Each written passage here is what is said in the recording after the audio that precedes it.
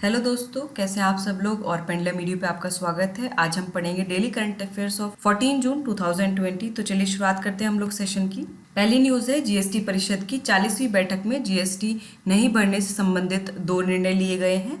और इसमें कहा गया है कि जुलाई 2017 और जनवरी 2020 के बीच शून्य जीएसटी रिटर्न भरने वाली पंजीकृत कंपनियों पर देरी करने के लिए जुर्माना नहीं लगाया जाएगा, जबकि जुलाई 2017 से जनवरी 2020 के बीच जीएसटी बिक्री रिटर्न नहीं भरने पर अधिकतम 500 रुपये जुर्माना लगाया गया है। साथ ही 5 करोड़ रुपए तक के कारोबार करने वाले छोटे करदाताओं के लिए फरवरी, मार्च और अप्रैल 2020 की जीएसटी रिटर्न के लिए ब्याज दर 9% कर दी गई है। इसके अतिरिक्त छोटे करदाताओं को 30 सितंबर 2020 तक रिटर्न भरने का समय भी दिया गया है। बात करें हम वस्तु और सेवा कर परिषद की, तो ये भारतीय संविधान के अनुच्छेद 279A के तहत इसका वर्णन किया गया है। यह एक संवैधानिक निकाय है और यह निकाय वस्तु और सेवा कर से संबंधित मुद्दों पर केंद्र और राज्य सरकार को सिफारिशें देता है। इस परिषद की अध्यक्षता केंद्रीय वित्त मंत्री करते हैं। और इससे हम जुड़ा एक प्रश्न देख लेते हैं इस न्यूज़ से रिलेटेड। हाल ही में सरकार ने जुलाई 2017 से जनवरी 2020 के बीच जीएसटी बिक्री रिटर्न नहीं भरने पर अधिकतम कितने रुपए जुर्माना लगाया गया है? 1000, 500, 5000 या 2000। तो इसका सही उत्तर है ऑप्शन बी, यानी कि 500। और अगर आपने जो है हमारा चैनल पेंडुलम मीडिया सब्सक्राइब नहीं किया है तो इसे सब्सक्राइब कर लें, बेल आइकन को दबा लें ताकि नोटिफिकेशन आपको मिलता रहे। और आप जो हमारे डेली करंट अफेयर्स है उसको वेबसाइट पे जाके भी पढ़ सकते हैं, pendulummedu.com पे। वहाँ पे जाके आप क्विज भी अटेम्प्ट कर सकते हैं। आपकी प्रैक्टिस के लिए काफ़ी हेल्पफुल रहेगा। और जो भी बच्चे रोज़ाना डेली करंट अफेयर्स फॉलो करेंगे तो उनका अच्छा रिविजन भी होता रहेगा, उनको पता रहेगा कि क्या चल रहा है, ताकि जब आप रिवीजन करते हैं मंथली बेसिस पे तो आप उसको एक रिवीजन के तौर पे लें, आपको चीज़ें याद ना करनी पड़े। और बस डेली फॉलो करने से आपको वो चीज़ें ऑटोमेटिकली दिमाग में फीड हो जाएंगी। और अगर आप प्रैक्टिस करेंगे तो किसी भी टाइप का जो क्वेश्चन होगा आप उसको सॉल्व कर लेंगे। साथ ही आप हमारा जो टेलीग्राम चैनल है उसको भी ज्वाइन कर सकते हैं, ताकि आपको जो भी अपडेट्स हैं वो मिलते रहें, चाहे रिलेटेड टू करंट अफेयर्स हो, चाहे और भी स्टडी मटेरियल हो। चलिए अगली न्यूज़ देखते हैं। कृषि और किसान कल्याण मंत्रालय ने सहकार मित्र इंटर्नशिप कार्यक्रम का शुभारंभ किया है। हाल ही में कृषि मंत्री नरेंद्र सिंह तोमर ने सहकार मित्र इंटर्नशिप कार्यक्रम का शुभारंभ किया है। इस कार्यक्रम का उद्देश्य युवाओं को संवेतन इंटर्नशिप उपलब्ध कराना है। इससे युवा सहकारी उद्यमियों को परियोजना ऋण उपलब्ध होगा।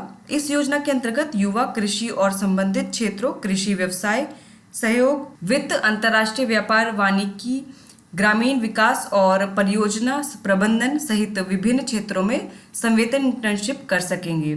इसके अतिरिक्त प्रत्येक इंटर्न को 4 महीने से अधिक की अवधि के लिए वित्तीय सहायता भी प्राप्त होगी। राष्ट्रीय सहकारिता विकास निगम क्षमता विकास के द्वारा सहकारी क्षेत्र में उद्यमिता का विकास का माहौल बनाएगी। चलिए इससे जुड़ा एक प्रश्न देख लेते हैं। सहकार मित्र इंटर्नशिप कार्यक्रम का शुभारंभ किस मंत्रालय के द्वारा किया गया है? गृह मंत्रालय, कृषि और किसान कल्याण मंत्रालय, पर्यावरण, वन और जलवायु परिवर्तन मंत्रालय, सामाजिक न्याय और अधिकारिता मंत्रालय। तो इसका सही उत्तर है ऑप्शन बी, यानी कि कृषि और किसान कल्याण मंत्रालय। चलिए अगली न्यूज़ देखते हैं। भारतीय राष्ट्रीय राजमार्ग प्राधिकरण पूर्ण रूप से डिजिटल हो गया है और इसमें अब अद्वितीय क्लाउड आधारित और आर्टिफिशियल इंटेलिजेंस संचालित बिग डेटा एनालिटिक्स प्लेटफॉर्म है। सभी परियोजना प्रलेखन, अनुबंध संबंधी निर्णय और अनुमोदन अब केवल पोर्टल के माध्यम से किए जा रहे हैं। प्रक्रिया में पारदर्शिता, गति और त्वरित निर्णय लेने के लिए डाटा लॉक और डाटा लेक और परियोजना प्रबंधन सॉफ्टवेयर को एकीकृत करने वाला राजमार्ग निर्माण संगठन इस लीग में सबसे पहला है। भारतीय राष्ट्रीय राजमार्ग प्राधिकरण की बात करें तो भारत सरकार की एक स्वायत्त एजेंसी है। यह सड़क परिवहन और राजमार्ग मंत्रालय की एक नोडल एजेंसी है। इसकी स्थापना जो है 1988 में की गई थी। इसका मुख्यालय नई दिल्ली में स्थित है। चलिए इससे जुड़ा एक प्रश्न देख लेते हैं। भारतीय राष्ट्रीय राजमार्ग प्राधिकरण की स्थापना किस वर्ष की गई थी?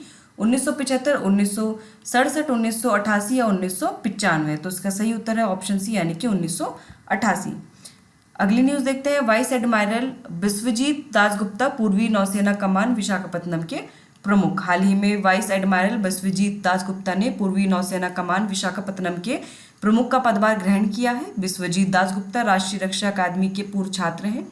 उन्हें 1985 में भारतीय नौसेना में कमीशन दिया गया था और बिस्वजीत दासगुप्ता नेविगेशन और डायरेक्शन के विशेषज्ञ हैं। चलिए इससे जुड़ा एक प्रश्न देखते हैं। वाइस एडमायरल बिस्वजीत दासगुप्ता ने हाल ही में कौन सी नौसेना के प्रमुख का पदभार ग्रहण किया है? पश्चिमी नौसेना कमान, पूर्वी नौसेना कमान, उत्तरी नौसेना कमान और दक्षिणी नौसेना कमान। तो इसका सही उत्तर है ऑप्शन बी यानी कि पूर्वी नौसेना कमान। तो चलिए अगली न्यूज़ देखते हैं। वयोवृद्ध उर्दू कवि गुलजार देहलवी का निधन हो गया है और नोएडा में स्थित उनके आवास पर उनका निधन हुआ। वे 93 वर्ष के थे।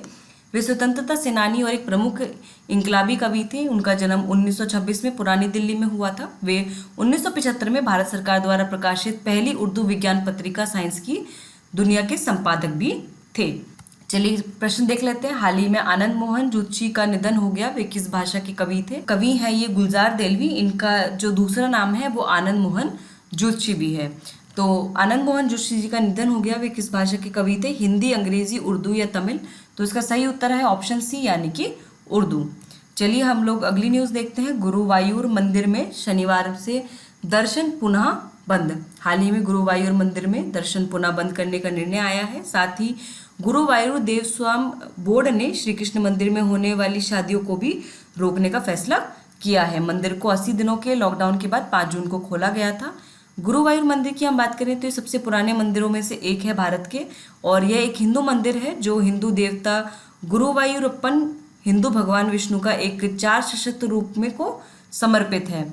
यह केरल के गुरुवायूर शहर में स्थित है। चलिए इससे जुड़ा एक प्रश्न देख लेते हैं। श्री कृष्ण का प्रसिद्ध गुरुवायूर मंदिर किस राज्य में स्थित है? केरल, कर्नाटक, तमिलनाडु या आंध्र प्रदेश? तो इसका सही उत्तर ऑप्शन है यानी कि केरल में स्थित है। अगली न्यूज़ देखते हैं। महाराष्ट्र के लोनार झील पानी का रंग बदलकर गुलाबी हो गया है और हर साल बारिश के मौसम में झील का पानी लाल हो जाता है। हालांकि इस साल ये गुलाबी हो गया है। लोनार झील से पानी का नमूना एकत्र करके वैज्ञानिक परीक्षण के लिए राष्ट्रीय पर्यावरण अनुसंधान संस्थान नागपुर को दे दिया गया है। पानी के रंग में बदलाव के पीछे के संभावित कारण लवणता में वृद्धि और वायुमंडल के कारण शैवाल के व्यवहार में बदलाव के साथ निम्न जल स्तर हो सकता है। लोनार झील की बात करें तो यह एक अधिसूचित राष्ट्रीय भू विरासत स्मारक है और ये खारा और सोडा झील है। इसे लोनार क्रेटर के रूप में भी जाना जाता है। यह लगभग 50,000 साल पहले एक उल्कापिंड के पृथ्वी पर गिरने के बाद बनी थी। तो प्रश्न देखते हैं इनमें से कौन सा कथन सत्य नहीं है। हाल ही में के दिनों में महाराष्ट्र के लोनार झील पानी का रंग बदलकर गुलाबी हो गया है। यह झील लगभग 50,000 साल पहले एक उल्कापिंड के पृथ्वी पर गिरने के बाद बनी थी। तो कौन सा इसमें कथन सत्य नहीं है? केवल एक, केवल दो, एक और दो, दोनों और दोनों में से कोई भी नहीं। तो इसका सही उत्तर ऑप्शन डी यानी कि जो कथन है दोनों ही सत्य हैं, तो इसीलिए जो इसका आंसर होगा वो ऑप्शन डी होगा। अगली न्यूज़ है। महाराष्ट्र के मुख्यमंत्री उद्धव ठाकरे ने मुंबई की नई एकीकृत बाढ़ चेतावनी प्रणाली आईफ्लोस का उद्घाटन किया है। हाल ही में महाराष्ट्र के मुख्यमंत्री उद्धव ठाकरे ने मुंबई के लिए विकसित नई एकीकृत बाढ़ चेतावनी प्रणाली आईफ्लोस का उद्घाटन किया है। इसके उपयोग से 3 दिन पहले ही बाढ़ का अनुमान लगाना संभव होगा। इस प्रणाली ने हाल ही में आए निसर्ग के खिलाफ चेतावनी देकर शहर को भारी नुकसान से बचाया था। और ये जो साइक्लोन आया था निसर्ग, ये कहाँ पर आया था? ये अरेबियन सी में आया था, अरब सागर में आया था और इसने जो मुंबई और जो गुजरात कोस्ट है उसको अफेक्ट किया था। पृथ्वी विज्ञान मंत्रालय ने इस प्रणाली को इन हाउस विशेषज्ञता और भ्रमण मुंबई नगर निगम के साथ समन्वय से विकसित किया है। चेन्नई के बाद ऐसा सिस्टम लॉन्च करने वाला मुंबई देश का दूसरा शहर है। 2021 में कोलकाता और बेंगलुरु में ऐसे सिस्टम प्रारंभ किए जाएंगे। चलिए इससे जुड़ा एक प्रश्न देख लेते हैं। हाल ही में किस शहर में एक नई एकीकृत बाढ़ चेतावनी आईफ्लोस का उद्घाटन किया गया है? कोलकाता, अहमदाबाद, मुंबई या बेंगलुरु? तो इसका सही उत्तर है ऑप्शन सी यानी कि मुंबई। चलिए अगली न्यूज देखते हैं। नीलगिरी में भारतीय गौर का पहला अनुमान अभ्यास। हाल ही के वर्षों में नीलगिरी में भारतीय गौर का पहला जनसंख्या आकलन अनुमान अभ्यास किया गया। इसे इस वर्ष फरवरी में आयोजित किया गया था। इस अनुमान में पाया गया कि लगभग 2000 से अधिक भारतीय गौर इस क्षेत्र में निवास करते हैं।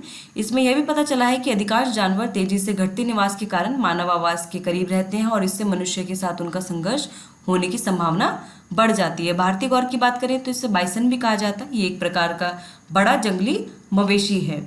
इसका वैज्ञानिक नाम बोस गोरस है और IUCN रेड लिस्ट में इसे कमजोर या वल्नरेबल की स्थिति प्राप्त है। तो चलिए इससे जुड़ा एक प्रश्न देख लेते हैं। ये आप फोटो में देख सकते हैं बाइसन को या इंडियन गौर को। भारतीय गौर के संबंध में क्या सही नहीं है? यह एक प्रकार का बड़ा जंगल मवेशी है, यह कथन सही है। इसका वैज्ञानिक नाम बोस गोरस है, यह कथन भी सही है।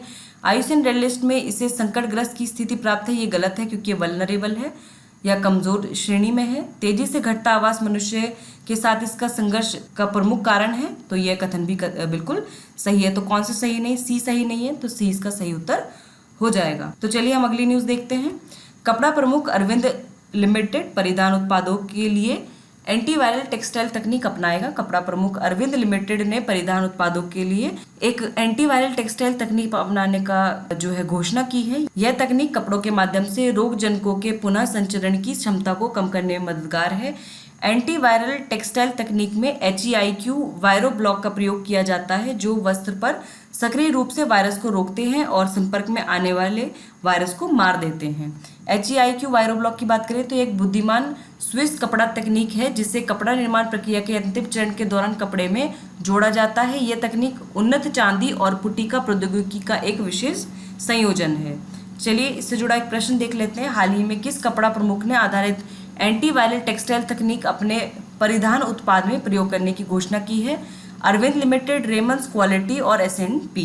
तो इसका सही उत्तर है ऑप्शन है, यानी कि अरविंद लिमिटेड। तो हमने यहाँ पर डेली करंट अफेयर्स जो 14 जून के हैं वो पूरे देख लिए, साथ ही उससे जुड़े प्रश्न भी देख लिए हैं। और मैं उम्मीद करती हूँ कि आप रोजाना इस सेशन को फॉलो कर रहे होंगे और बहुत सारा कुछ सीखने को मिल रहा होगा। यूँ ही हमारे साथ जुड़े रहिए और तैयारी करते रहिए। All the best. Thank you so much.